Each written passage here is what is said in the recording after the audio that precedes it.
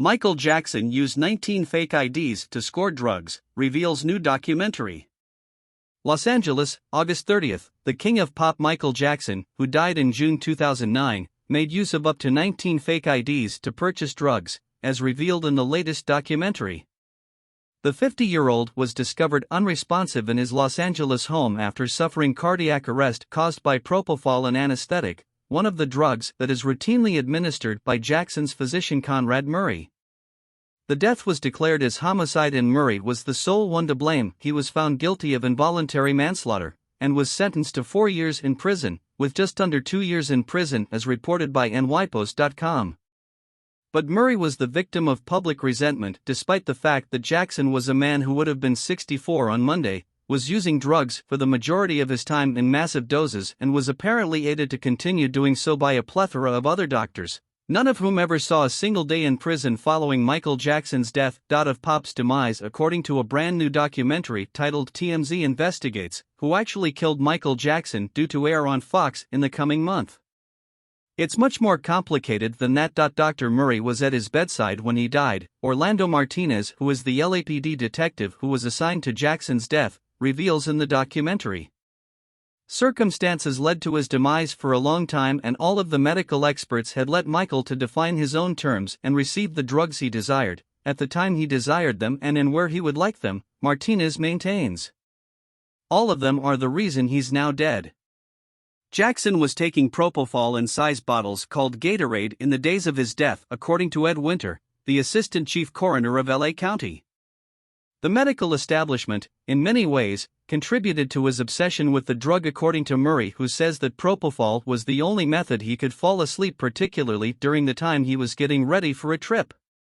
It wasn't a major issue because he used it for a long time, and different doctors had prescribed the medicine to him over the globe. And they allowed him to occasionally inject the drug, Murray, who regularly gave it to Jackson in the past, says. He was capable of pushing the propofol by himself and the doctors let him to do so, and that was fine. On the other side of the sleep medicine, that is a flimsy substitute which addiction expert Dr. Drew Pinsky explicitly says is not a medicine that is meant to treat insomnia, nor one that is regularly stored outside of medical facilities. The documentary also reveals that Jackson was also dependent on other substances throughout his life, as per the documentary. It all started in 1984, when he was hit with third and second-degree burns to his scalp in an explosion during filming the Pepsi commercial, that he was then treated with painkillers in order to recover. In the words of Jackson himself, he said that drugs were a major factor in his life in the years following. I became increasingly dependent on painkillers to help me get through the long days of my trip, Jackson says in the archived audio, describing the reasons he was forced to cancel the last leg of his 1993 World Tour Dangerous, and declared that he was entering treatment. The entire time traveling was a misery for the main ACT. In archived footage, Jackson confesses, I don't like it. I have a hell of a time touring. The situation only got more dire in the years to come as Jackson maintained a close relationship with famous Hollywood dermatologist Arnold Klein, who died of natural causes at the age of 70 in 2015. Klein admitted to giving the drug Demerol along with additional substances to the A-lister. TMZ executive producer Harvey Levin says it was routine for MJ to get high on Demerol for hours at an interval in Klein's office. Dr. Klein was more than happy to help, and he justified with minor procedures, Levin says. And he did this over and over.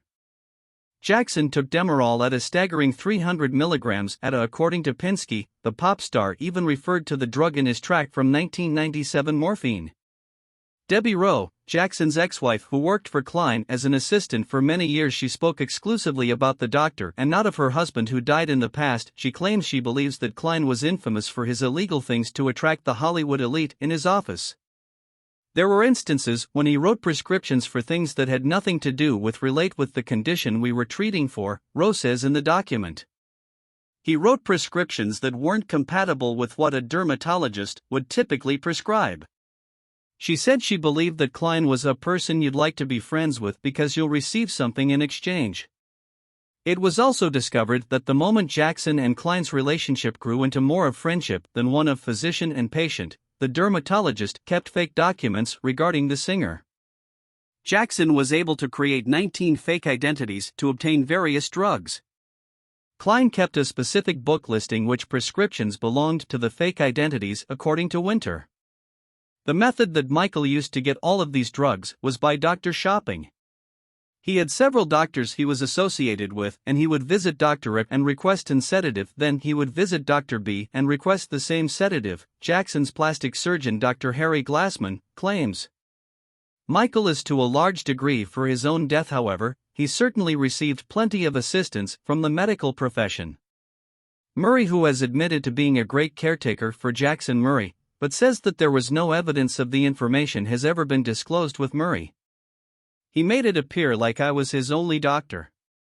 If I had been aware that Michael was going to a dermatologist's clinic or any doctor and was overwhelmed or drenched with opioids on a regular basis, there would have been 2 steps. First, he has a problem, and 2, I'll bring you to the area where you're required to be treated, and if you don't manage to get it done, I'll get you out.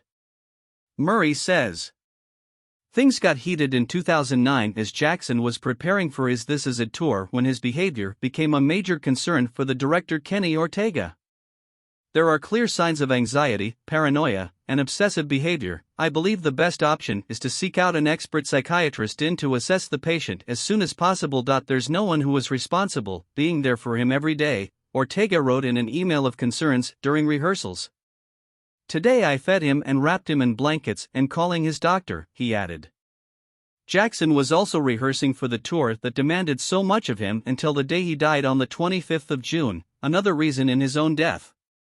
Michael Jackson was a drug addict, and he was skilled at manipulating me because I was controlled by Michael, Murray says.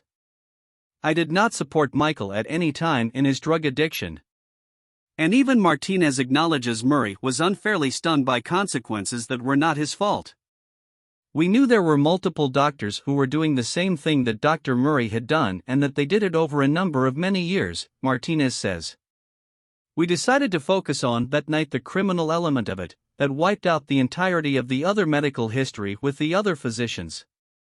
There are lots of people to blame who have not had any sort of a reckoning with the death of his father.